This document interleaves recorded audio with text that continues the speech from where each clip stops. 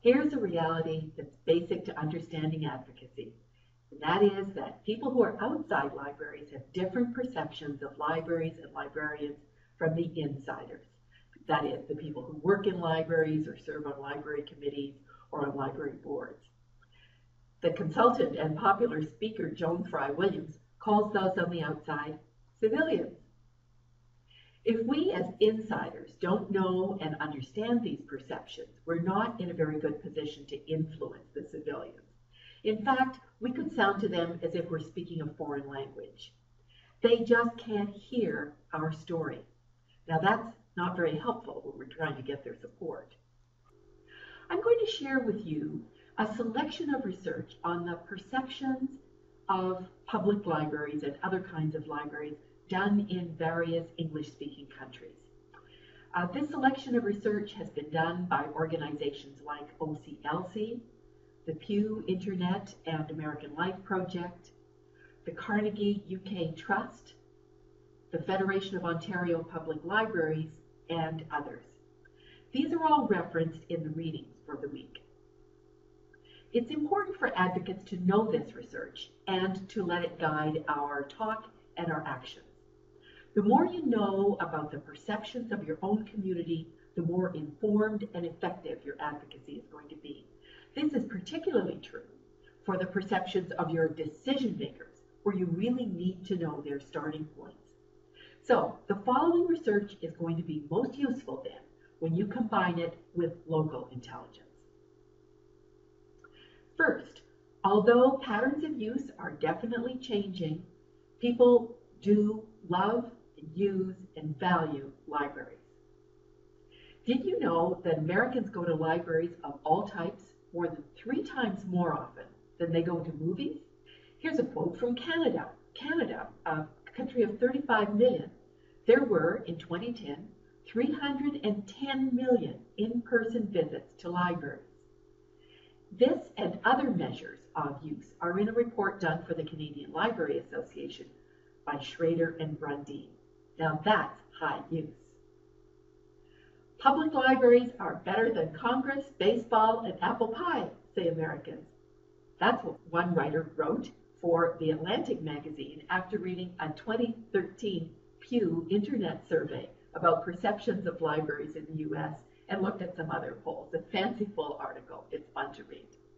Now, love doesn't pay the bills, but it certainly is a distinct asset when many institutions in society, especially tax-supported institutions, are so clearly unloved.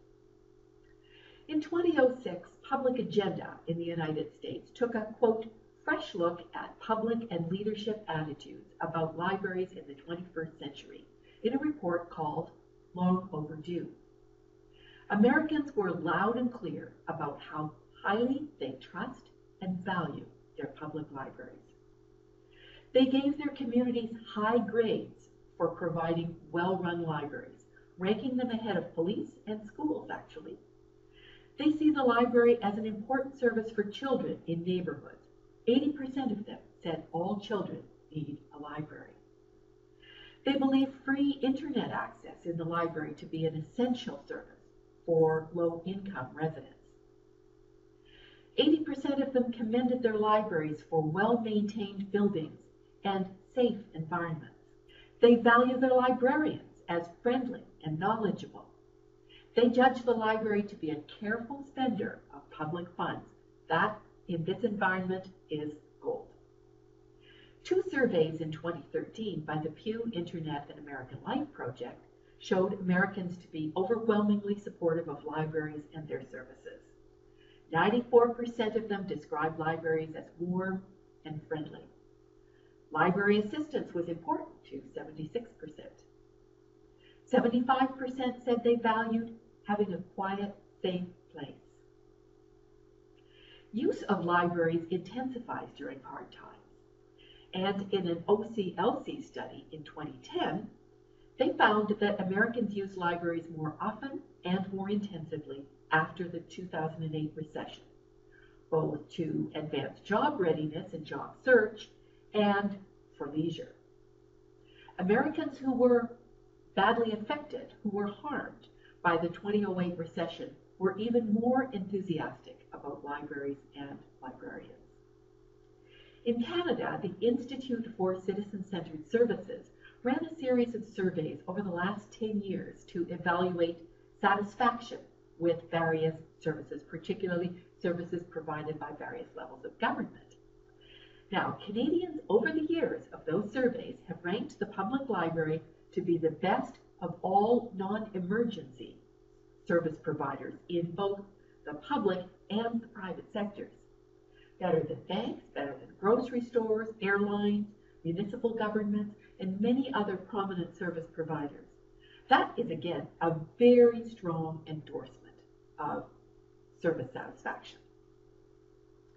A survey done for the Federation of Ontario Public Libraries in 2010 showed that membership and use had remained as high as they had been 5 years before, and that even though people were going to the library more often digitally, the number of in-person visits had not gone down. And Ontario residents still valued the public library and all of its traditional services. However, there was a change in the perception of the future importance of the public library as more information is accessed online.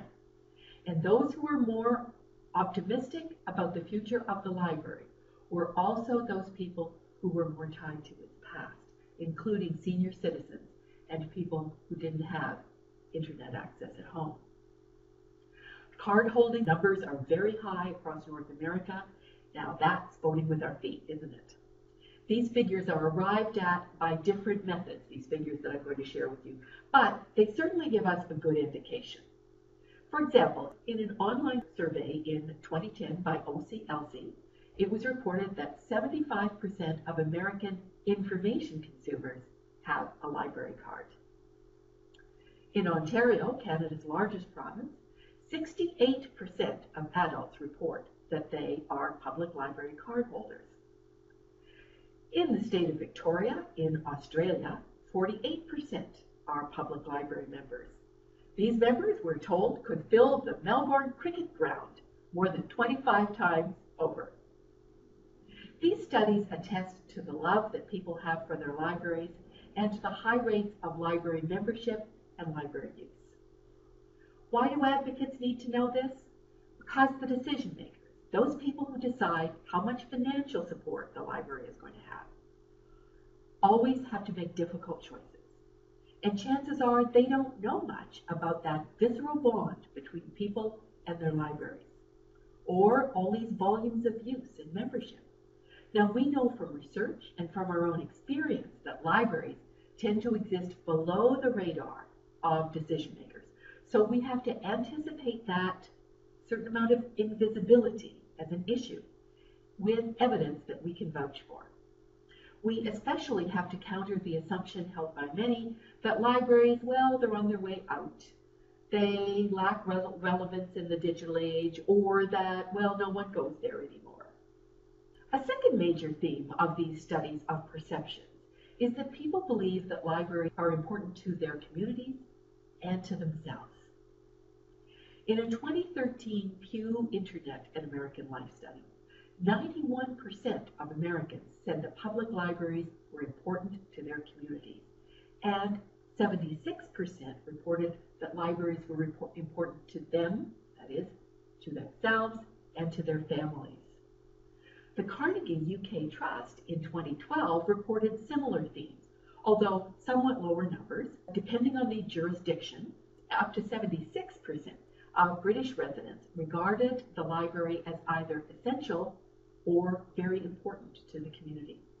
Even people who had not used a library in the previous year believed that libraries were important to their community.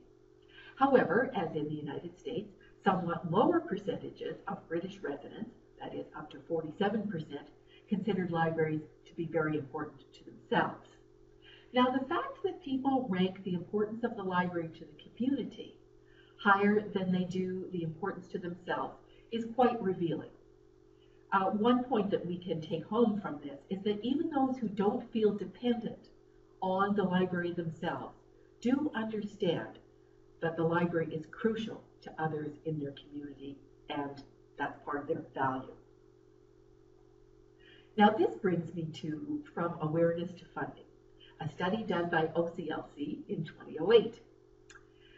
That report found that the biggest supporters of libraries are not actually the members. In fact, the biggest supporters of libraries are civically active people who believe that the library transforms lives and has huge impacts. What an eye-opening study.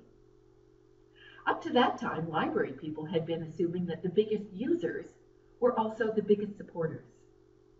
So in expecting these frequent users to be the people who spoke up for the library and turned up to vote for it, they had actually been barking up the wrong tree.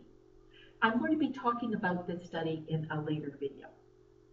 So we are seeing reasonably consistent perceptions of the importance of libraries to communities on both sides of the Atlantic.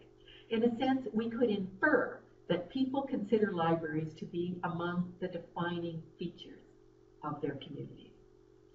We certainly see this conviction evident in the banners of Save the Library campaigns when there is a threat to a library's continued existence. This perception of the importance of libraries to communities is not limited to public libraries, but there are fewer studies of other types of libraries, such as academic or corporate. People do love and use and value their libraries, but how much do they really know about them? And what does the answer to that question mean for our advocacy? We're going to examine that question in the next part, what they don't know.